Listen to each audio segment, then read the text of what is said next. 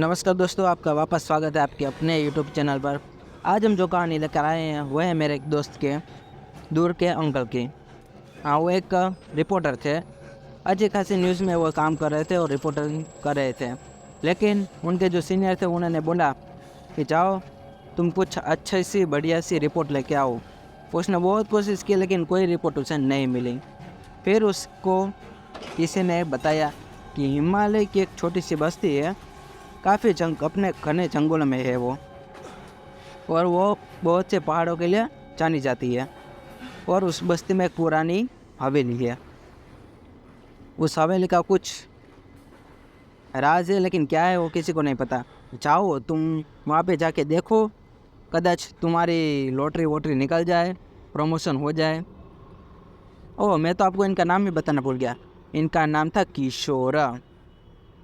हाँ जी, किशोर गए हिमालय की तलहटी में। वहाँ पे जो पुरानी हवेली थी वहाँ के लोग उसे भूतिया हवेली के नाम से भी जाने जाते हैं।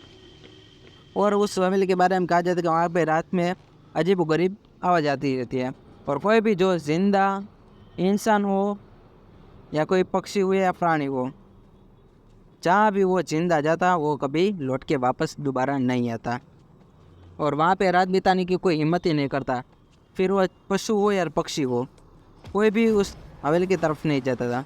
कैसे जाएगा यार, सभी की अपनी जान की फिक्र होती है। फिर एक दिन क्या हुआ, हमारे किशोर साहब उस बस्ती में गए उस भूतिया हवेली की सच्चाई को पता लगाने के लिए, और उसको उसमें दिलचस्पी इतनी बढ़ गई कि साले ने उसने अपनी जान की भी, समझ रहे हो हाँ वही। तो फिर क्या था, उन्होंने गांव वालों से बात की। गांव वालों ने बताया, अरे बच्चे वहाँ पे मत जा, क्यों अपने जान की जोखम में डाल रहा है। कम से कम तेरा तो नहीं, तेरे बीवी बच्चों का तो ख्याल कर। लेकिन नहीं, इसको तो प्रमोशन का भूत सवार था। फिर दूसरा भूत कहाँ पे दिखाई देता था। फिर क्या था, उसने ठान लिया जो भी हो मैं उस हवेली में रात बिता कर ही रहूँगा। फिर क्या था, किशोर पहुंचा उस हवेली के अंदर और उसके हाथ में सिर्फ एक टॉर्च थी, सिर्फ एक टॉर्च। हाँ, उस वक्त ऐसे स्मार्टफोन कहाँ थे यार। टॉर्च की रोशनी में दिखाई दिया थोड़ा थोड़ा। आपको पता होगा कि टॉर्च की रोशनी कितने तक छाती है, उसकी भी कोई सीमा होती है। ऐसा नहीं है कि सूर्य तक पहुंच जाए। सूर्य की किरणें यहाँ पे होती हैं, यहाँ की किरणें वहाँ पे नहीं पहुँचती, समझ रहे हो। फिर क्या था, उसने उस हवेली के अंदर रखे कदम अपने, और ठंडी ठंडी ठंडी ठंडी हवा का झोंका महसूस हुआ उसे। फिर क्या था, हवेली के दरवाजे खुद ब खुद बंद हो गए। अबे तब खोले थे किसने? सोचने वाली बात है। जब किशोर आया तो हवेली के दरवाजे खुले थे, तब बंद किसने किए? चले जानते हैं आगे कि जो भी होगा। फिर क्या था, उसने टॉर्च जलाकर चारों ओर देखा तो वहाँ पे बहुत ही पुरानी तस्वीरें थी, चित्रकारी थी। और क्या था, किशोर ने सोचा, वाह, अगर हम इसे म्यूज़ियम में रखेंगे और इसको बेचेंगे तो कितना पैसा आएगा, सोच नहीं सकते। फिर क्या था, चलो हम यहाँ पे जो काम करने के लिए आते हैं वही करते हैं। फिर उसने क्या था, टूटी फूटी फर्नीचर देखे दीवारों पर, जैसे मैंने आपको बताया चित्र कारीगरी की हुई थी वो बने हुए देखे। फिर रात की हवेली खामोशी से किशोर को डराने लगे।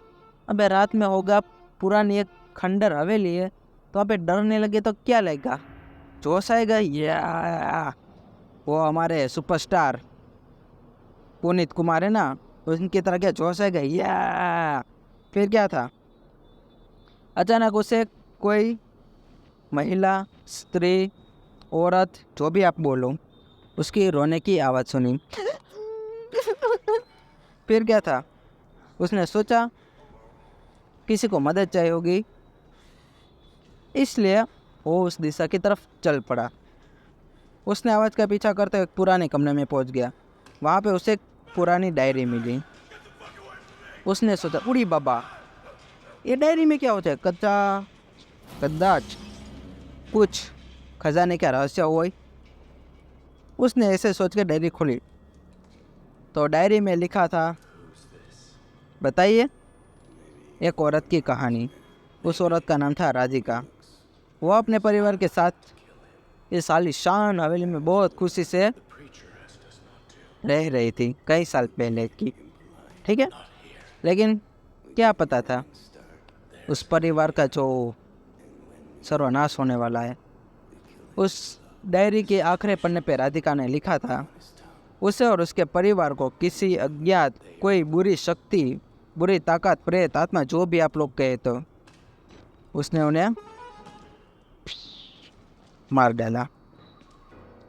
फिर उन लोगों ने बहुत, अरे जब जिंदा थे तब, मैंने तो बता दिया वो मर गए, लेकिन वो जब जिंदा थे तब तांत्रिकों, पुजारी, कितने सारे अघोरी सबको बुलाए, लेकिन कोई भी उस ताकत को वश में नहीं कर पाए।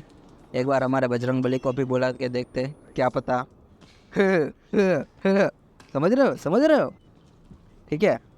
फिर अशोक डायरी पढ़ रहा था कि अचानक कमरे में एक जोरदार धमाका हुआ, जैसे बम फटा हो। बूम। उसने चारों ओर देखा, क्या है, लेकिन कुछ नहीं दिखा। फिर उसकी नज़र एक परछाई पे पड़ी, जो धीरे धीरे उसकी ओर बढ़ रहे थे, और किशोर की बुरी तरह से फट गई। वो बहुत डरा हुआ था। उसका दिल इतने जोर से तेज रहा था, उतनी जोर से धड़क रहा था कि अभी बाहर निकल आए। वो पीछे हटने लगा, लेकिन सबको पता है क्या होता है, पैर जमे हुए थे यार। उस परछाई ने धीरे धीरे आकार लेना शुरू किया, और वो एक सुंदर सी औरत की आकृति में बदल गई। और वो औरत कौन थी पता है? राधिका, जिसकी डायरी किशोर ने अभी हाथ में थी, वो भी पढ़ रहा था। राधिका बेसिकली एक पवित्र आत्मा थी। उसको इंटेंस किसी को चोट पहुंचाना ऐसा कुछ नहीं था, क्योंकि उसके खुद के परिवार को किसी ने मार डाला, इसलिए वो किसी को हानि नहीं पहुंचाती। लेकिन वो यहाँ पे आने वाले को सतर्क जरूर करती थी, ताकि वो टाइम रहते हुए अपनी जान बचा सके। तो वैसे ही राधिका ने कहा, आपको यहाँ पे नहीं आना चाहिए था। अब तुम्हें भी उस शक्ति चौक थी, अज्ञात शक्ति, उसका शिकार तुम बन जाओगे। तो अपने किशोर कुमार सॉरी, उसने हिम्मत करके पूछा, कौन सी शक्ति, क्या चाहती है वो? राधिका ने जवाब दिया, एक पुरानी आत्मा है जो इस हवेली में फंसी हुई है और इसे मुक्ति चाहिए, लेकिन ये किसी को जाने नहीं देती। तुम भागो ऐसे। अबे जब उसे मुक्ति चाहिए तो किसी को जिंदा छोड़ो, वो कुछ तंत्र मंत्र हवाला बहन कुछ करे, उसको बताओ कैसे तुम्हें मुक्ति मिल सकती है, लेकिन तुम्हें बताने इसमें मार ही डालना है, क्या करे यार, कैसी चीज़ है ये, व्हाट द फक। चले जाने देते हैं। फिर वो राधिका से कहते, तुम चाहो यहाँ से भागो, हजी अभी तुम्हारे पास अभी समय है, भागो। और अपना किशोर कुमार भागने की कोशिश करता है, लेकिन आपको पता ही होगा हर हॉरर स्टोरी कहानी भूतिया हवेली में क्या होता है, दरवाजे बंद हो जाते, खुलते नहीं है, खिड़की भी खुलती नहीं है। वैसा ही हमारे इस कुसार किशोर कुमार के साथ है यार। बीच बीच में मैं नाम क्यों मैं अटक जाता हूँ यार, क्या है इस किशोर कुमार में, पता नहीं चल रहा है।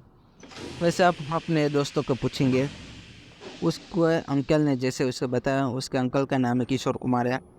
चलिए अब आगे जानते हैं। वो खिड़की के पास पहुंचा, खिड़की को खोलने की बहुत कोशिश की, लेकिन एक जोरदार हंसी की आवाज़ गूंज उठी। आपको पता ही वो खिड़की खुद ब खुद बंद ही हो गई होगी। तो किशोर अपनी पूरी ताकत लगा के खिड़की तोड़ दी। टूट भी गई, खिड़की टूट गई। अरे सॉरी, खिड़की टूट गई, ऐसा कैसे? चलो टूट गई तो टूट गई। उसकी राधिका ने भी मदद की होगी, वो तो एक बेचारी अच्छी पवित्र आत्मा थी। फिर क्या था, वो बाहर कूद गया और उस बस्ती की तरफ बढ़ने लगा, भागने लगा। उसने पीछे मुड़कर देखा तो हवेली के खिड़कियों से अजीब रोशनी और परछाई दिख रही थी। वह रात बेचारे किशोर, पतलून गीली हो गई थी बेचारे की। अबे पतलून नहीं गीली होगी ना ऐसे में। उसके बाद क्या था, यह उसके जीवन की जिंदगी की बहुत ही डरावनी रात थी। वह वापस कभी उस बस्ती में नहीं गया, लेकिन उसने उस भूतिया हवेली के बारे में भी लिखना जारी रखा, और उसने अपने इस भाई के बच्चे को बताया और उसने हमें बताया और अब हम आपको बता रहे हैं, ठीक है। उसने उस हवेली भूतिया हवेली की कहानी बहुत लोगों को बताई, किसी ने उसकी नहीं मानी, सच नहीं माना, लेकिन किसी को आकर्षित करते हैं, फिर दिलचस्पी लगती है। कुछ लोग गए होंगे वहाँ पे, लेकिन अपने किशोर कुमार जैसी तकदीर कहाँ पे। कुछ लोग लूले लंगड़े होके वापस आए, कुछ आए ही नहीं, ऐसा कुछ हुआ। और फिर हमारे किशोर कुमार ने वहाँ पे जाने की हिम्मत नहीं की। आज भी वो हवेली रात में कुछ अजीब गरीबी आवाज़ करते और वहाँ पे कुछ परछाई देखने लगती है। जाहिर सी बात है, वो एक परछाई एक पवित्र आत्मा और एक प्रेत की हो सकती है। पवित्र आत्मा अपनी राधिका, अपनी मीन्स उस राधिका की, और दूसरी आत्मा किसकी पता नहीं।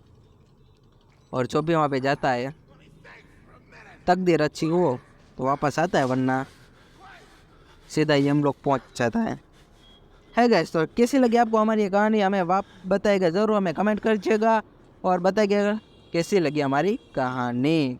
तो मिलते हैं वापस अपनी दूसरी कहानी में। धन्यवाद। आपकी रात और दिन शुभ रहे। जय श्री राम।